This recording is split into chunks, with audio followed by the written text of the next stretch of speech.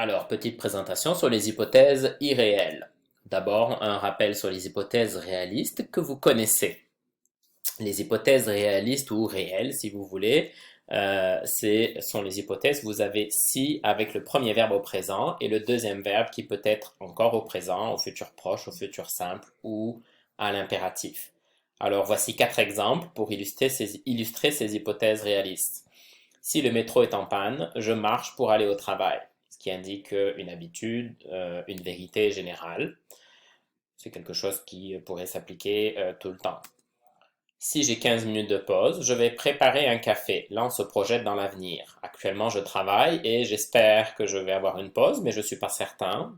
Alors, je vais faire cette hypothèse qui est dans l'avenir, mais qui reste quand même réaliste. Puisque je travaille, je suis dans une réalité.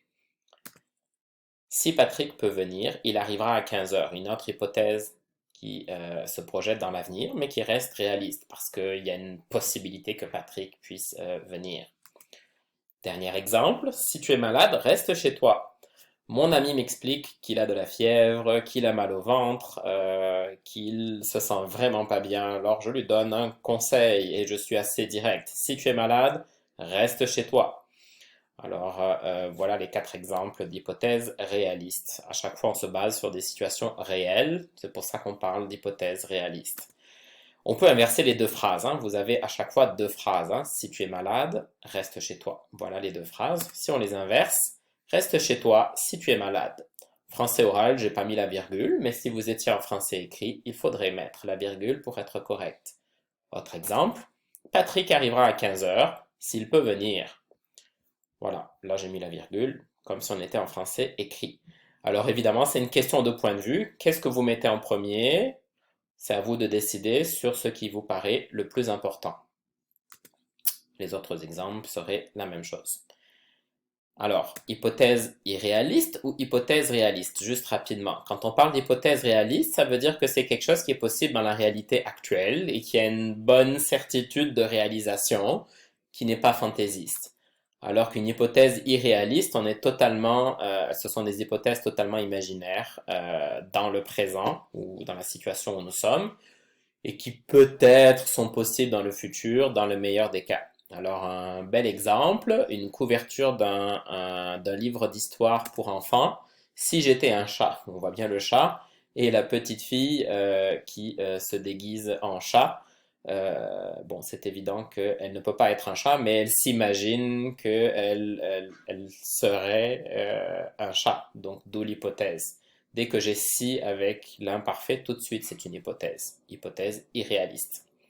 Alors, comment ça marche, les hypothèses irréalistes? Donc, au niveau de la structure, on a encore le si. Mais cette fois-ci, c'est si plus l'imparfait pour le premier verbe et le conditionnel présent pour le deuxième verbe, d'accord?